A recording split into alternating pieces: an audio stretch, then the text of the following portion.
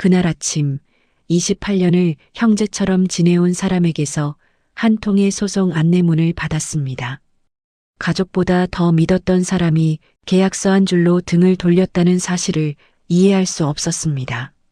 절반씩 낸 건물, 함께 지킨 가게, 그 모든 시간이 한순간에 배신으로 바뀌었습니다. 저는 그날 이후 사람보다 계약서를 먼저 의심하는 사람이 되었습니다. 그날 오후 우편함에 법원 봉투가 꽂혀 있었습니다. 평소 같으면 광고지나 관리비 고지서 정도가 전부였는데 그날따라 낯선 초록색 봉투가 눈에 들어왔습니다. 손이 먼저 떨렸습니다. 봉투를 열어보기도 전에 이미 좋지 않은 예감이 가슴을 눌렀습니다. 안에는 부동산 소유권 분쟁 관련 조정 안내문이 들어 있었습니다. 신청인 이름을 보는 순간 숨이 막혔습니다. 30년 가까이 함께 사업을 했던 동업자의 이름이 또렷하게 적혀 있었습니다. 내가 알던 그 사람이 맞는지 의심했지만 생년월일까지 일치했습니다.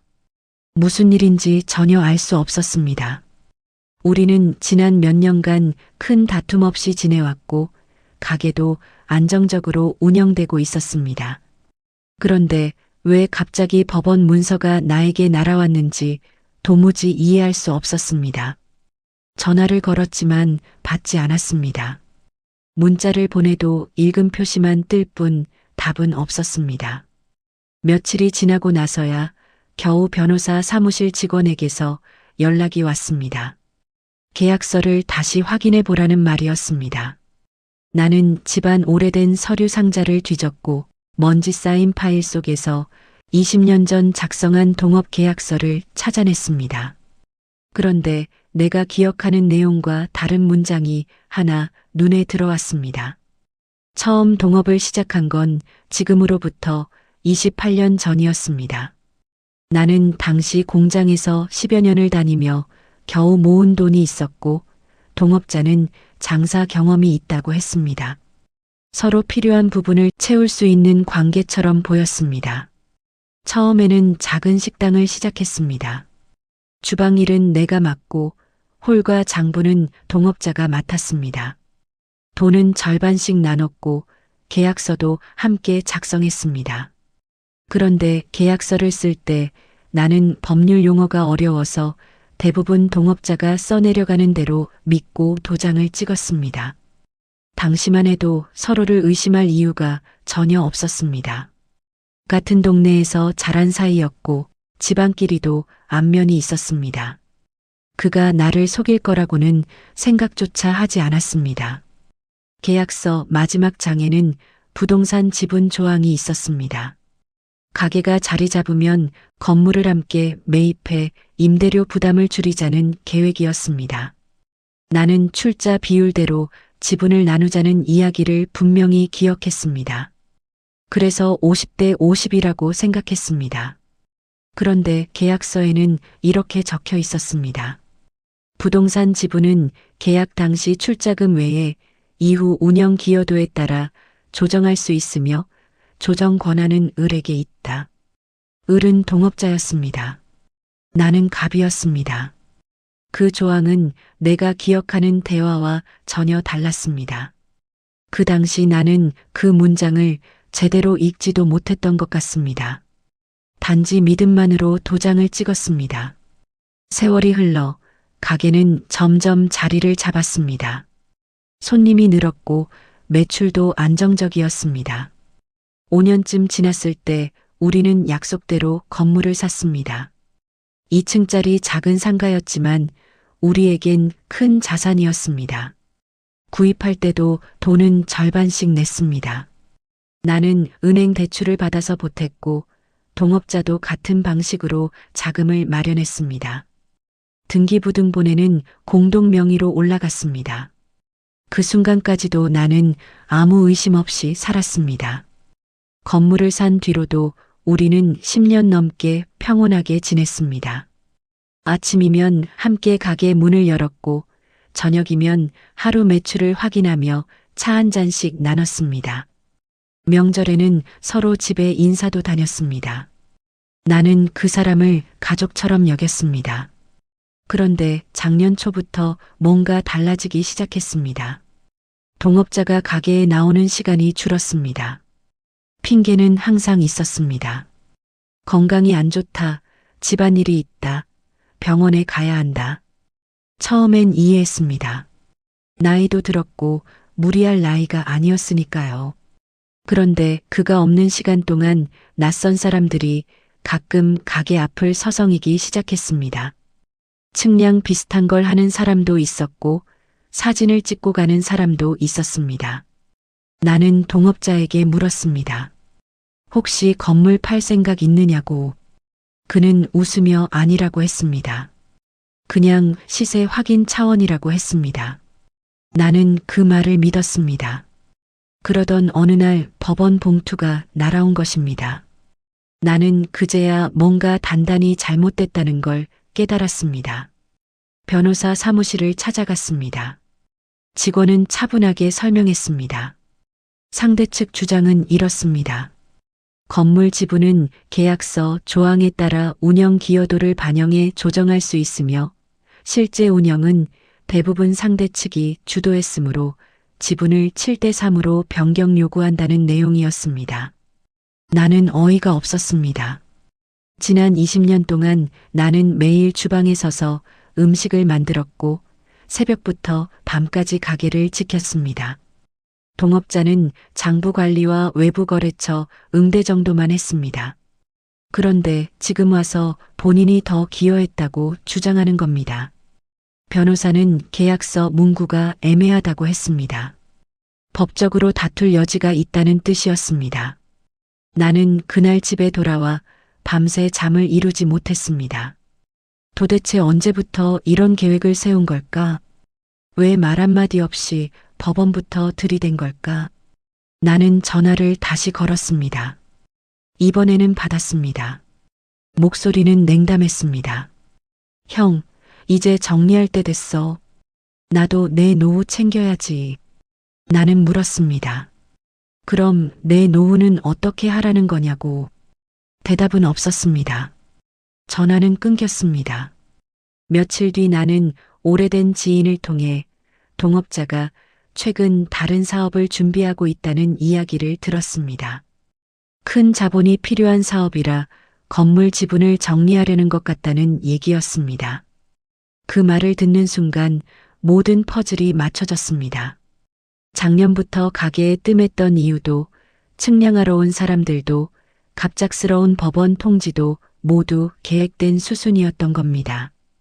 나는 분노보다 허탈함이 먼저 왔습니다. 내가 그토록 믿었던 사람이 나를 그저 정리 대상으로 본 거였습니다.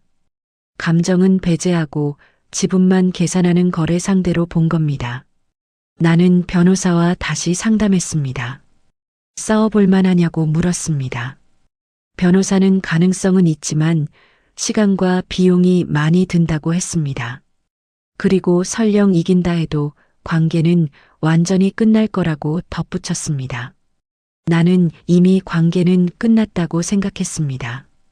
계약서 한 줄을 몰래 바꿔놓은 순간, 아니 어쩌면 처음부터 그 문장을 의도적으로 넣어둔 순간 이미 끝난 거였습니다. 나는 그날 밤 계약서를 다시 펼쳤습니다. 20년도 더 지난 종이는 누렇게 발에 있었습니다. 글씨는 흐릿했지만 그 한 문장만큼은 또렷했습니다. 조정 권한은 을에게 있다. 나는 이 문장을 28년 동안 한 번도 제대로 읽지 않았습니다. 아니, 읽지 않은 게 아니라 읽을 필요조차 느끼지 못했던 겁니다. 믿음이 모든 걸 가렸습니다. 그 믿음이 이제 나를 가장 아프게 했습니다. 조정 기일이 잡혔습니다. 법원 복도에서 우리는 오랜만에 마주쳤습니다. 동업자는 정장을 입고 있었습니다. 변호사도 동행했습니다. 나는 혼자였습니다. 비용 때문에 변호사를 선임하지 못했습니다. 조정실 안에서 조정위원이 양측 주장을 들었습니다. 상대 측 변호사는 차분하게 서류를 제출하며 지난 5년간 운영 기여도가 낮았다는 점을 강조했습니다. 출금부, 매출장부, 거래처, 계약서 등을 근거로 들었습니다. 나는 말문이 막혔습니다. 준비된 자료가 없었습니다. 단지 내가 매일 일했다는 사실만 반복해서 이야기했습니다. 조정위원은 난감한 표정을 지었습니다. 감정적인 이야기보다 객관적 자료가 필요하다는 투였습니다. 나는 그 자리에서 처음으로 울컥했습니다. 28년을 함께한 사람 앞에서 눈물을 보이고 싶지 않았지만 참을 수 없었습니다. 조정은 결렬됐습니다. 재판으로 가야 한다는 말을 들었습니다. 복도로 나오는 길에 동업자가 뒤에서 불렀습니다. 형, 괜히 길게 가지 말고 합의하자. 나는 뒤돌아보지 않았습니다. 합의라는 단어가 더 이상 우리 사이에 존재할 수 없다는 걸 알았기 때문입니다. 그는 이미 나를 상대가 아닌 적으로 규정했습니다. 나도 더 이상 그를 동업자로 부를 수 없었습니다. 그날 밤 나는 오래된 앨범을 꺼냈습니다. 가게 개업식 날 찍은 사진이 있었습니다. 우리는 나란히 서서 환하게 웃고 있었습니다. 두 사람 모두 젊었고 희망으로 가득 차 있었습니다. 사진 속 우리는 서로를 의지하고 믿는 표정이었습니다. 그런데 지금은 법정에서 마주 앉아 서류를 주고받는 사이가 됐습니다. 도대체 어디서부터 어긋난 걸까? 계약서를 쓸 때였을까? 건물을 살 때였을까? 아니면 처음 악수를 나눴던 그 순간부터 이미 정해진 결말이었을까? 나는 답을 찾을 수 없었습니다. 며칠 뒤 지인 하나가 전화를 걸어왔습니다. 동업자가 동네 사람들에게 나에 대한 이야기를 퍼뜨리고 있다는 얘기였습니다. 일은 안 하고 돈만 챙기려 한다. 건물 지분을 욕심낸다. 오히려 내가 먼저 소송을 제기했다는 식으로 말을 돌리고 있다는 것이었습니다. 나는 기가 막혔습니다. 진실을 왜곡하는 건 물론이고 나를 가해자로 만들고 있었습니다. 나는 해명하려 했지만 소용없었습니다. 소문은 이미 퍼진 뒤였고 사람들은 더 자극적인 쪽을 먼저 믿었습니다. 가게 손님도 조금씩 줄기 시작했습니다. 단골들조차 어색한 표정으로 발걸음을 돌렸습니다. 나는 매일 가게 문을 열었지만 하루하루가 고통이었습니다. 주방에 서 있어도 칼을 쥔 손에 힘이 들어가지 않았습니다. 국을 끓여도 간이 맞지 않았습니다. 마음이 무너지니 모든 게 무너졌습니다. 어느 날 나는 가게 문을 닫고 오래된 절을 찾아갔습니다. 어릴 적 어머니 손을 잡고 가끔 가던 곳이었습니다. 법당 안은 고요했습니다. 스님 한 분이 예불을 보고 계셨습니다. 나는 구석에 앉아 그 모습을 한참 바라봤습니다. 예불이 끝난 뒤 스님께서 내게 차 한 잔을 권하셨습니다. 나는 그동안의 일을 조심스럽게 꺼냈습니다. 스님은 말없이 듣고 계시다가 한참 뒤에 입을 여셨습니다. 보살님, 그 사람이 계약서를 바꾼 게 아니라 마음을 바꾼 겁니다. 나는 고개를 들었습니다. 스님은 이어서 말씀하셨습니다. 계약서 한 줄은 핑계일 뿐입니다. 진짜 문제는 그 사람 마음속에 욕심이 자라기 시작한 겁니다. 욕심은 처음엔 작지만 시간이 지나면 사람을 집어삼킵니다. 이성도 의리도 신의도 모두 삼켜버립니다. 나는 눈물이 났습니다. 그동안 억눌렀던 감정이 터져나왔습니다. 스님은 내 어깨를 가만히 두드리셨습니다.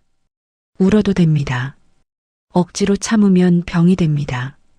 다만 우는 것으로 끝내지 마시고 이제는 놓아야 합니다. 나는 물었습니다.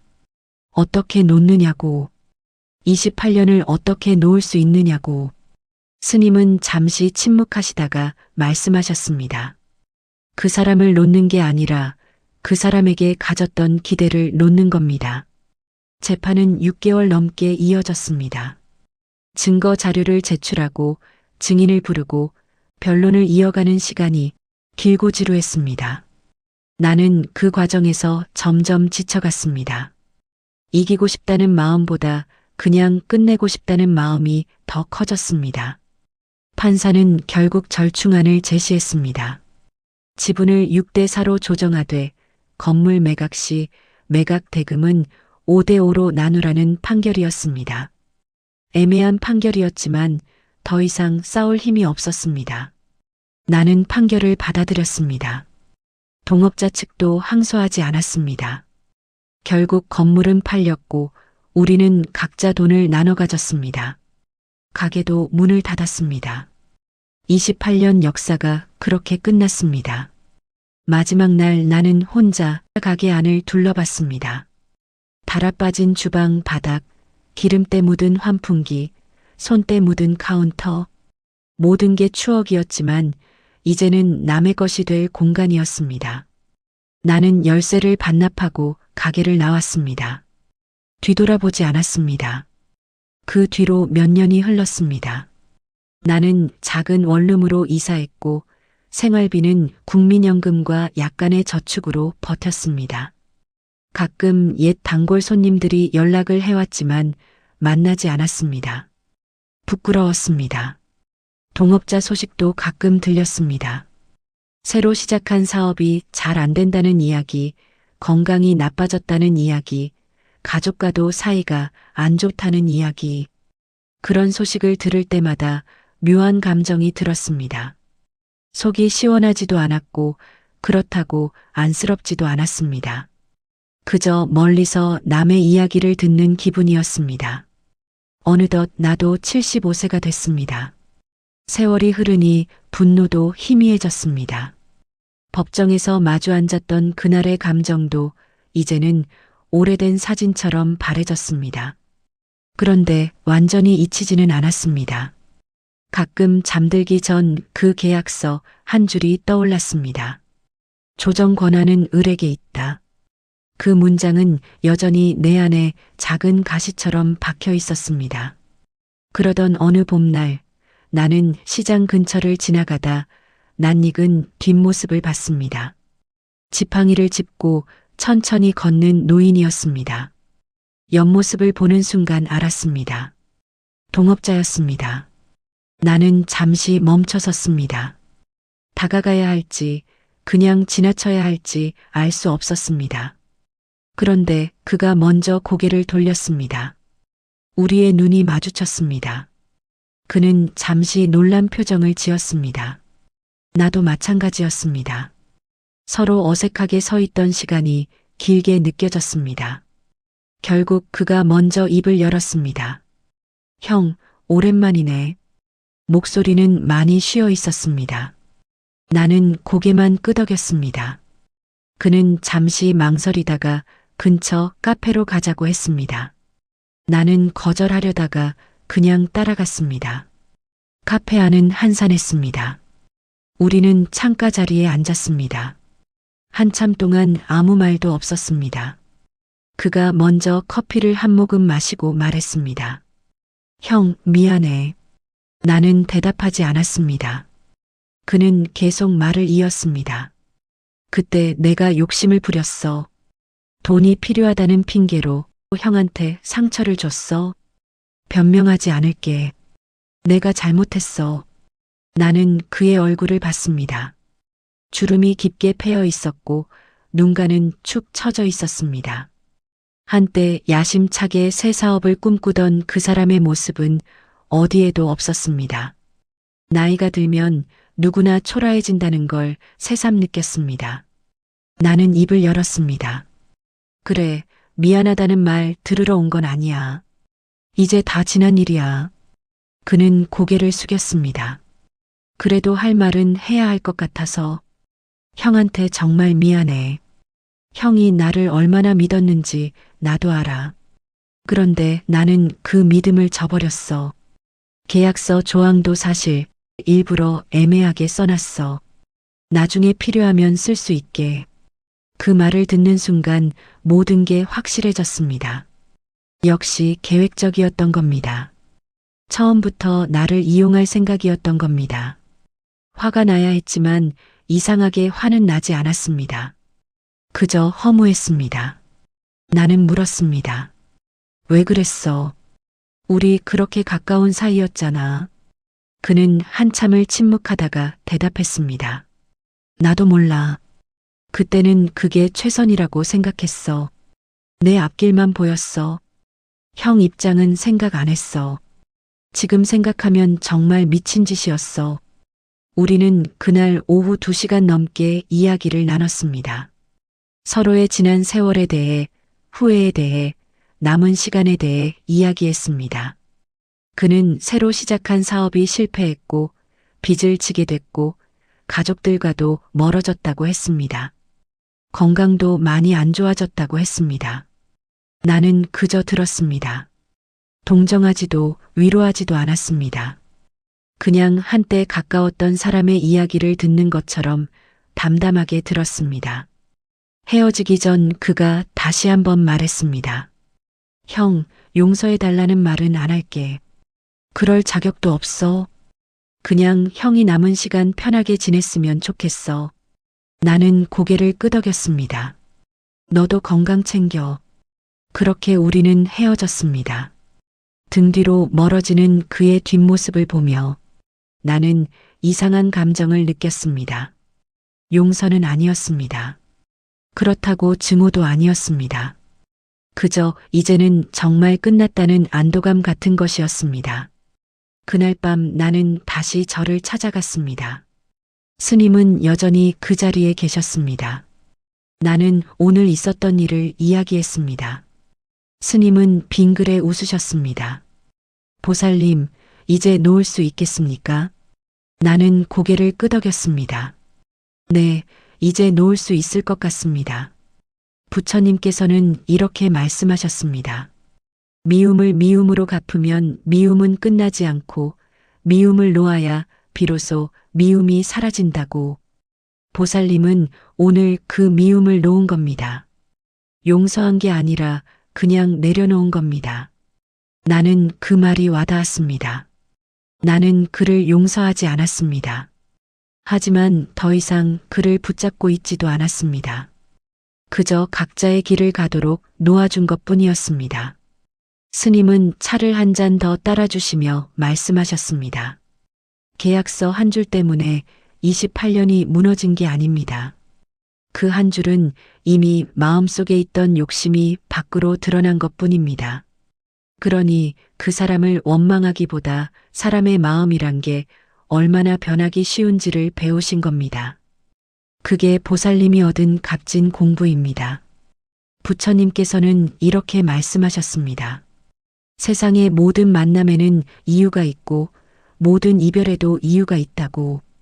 좋은 인연은 서로를 살리지만 나쁜 인연은 서로를 배우게 한다고. 나는 그 동업자를 통해 많은 것을 배웠습니다. 믿음이 배신으로 바뀔 수 있다는 것, 계약서 한 줄이 인생을 바꿀 수 있다는 것, 욕심은 사람을 바꾼다는 것. 하지만 가장 큰 배움은 놓아야 비로소 자유로워진다는 것이었습니다. 나는 오랫동안 그 사람을 원망하며 나 자신을 묶어두었습니다. 그런데 그를 놓아주는 순간 진짜 풀려난 건 그가 아니라 나였습니다. 원한을 품은 채 사는 것은 뜨거운 석탄을 손에 쥐고 남에게 던지려고 기다리는 것과 같다. 결국 되는 사람은 자기 자신이다. 이제는 놓을 때가 됐습니다. 마음 선방은 이렇게 오랜 시간 마음에 맺힌 응어리를 안고 사시는 어르신들과 함께 하고 싶습니다. 계약서 한 줄 때문에, 말 한마디 때문에, 작은 오해 때문에 평생을 괴로워하신 분들이 계실 겁니다. 그 무게를 이제는 내려놓으셔도 좋습니다. 용서가 아니어도 괜찮습니다. 그냥 놓아주는 것만으로도 충분합니다.